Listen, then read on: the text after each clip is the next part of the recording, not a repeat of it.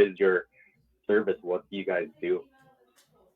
Yeah, so we do like advertising, and then we pretty much any sort of leads that come in, we try to filter out all the ones that are going to be time wasters for you and give you like the golden nuggets. But like that qualification process is obviously Okay, pause. different from realtor to realtor. You get what I'm trying to say? Pause. Like Okay, I'm going to you might. give people a little tip here on this moment. And this is another tool that you can try.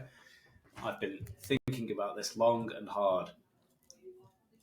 There's something called an Ikea curve, right? Which is the thing people like about Ikea is they feel like because they were part of the building process that they were probably slightly more involved than they actually were. Yeah. If you've got Mm-hmm. IKEA furniture at home that you built yourself, often there's a bit of pride attached to it, even though it came with instructions and was actually put together by someone else, right? So when someone asks what it is that you did, just doubles down like that.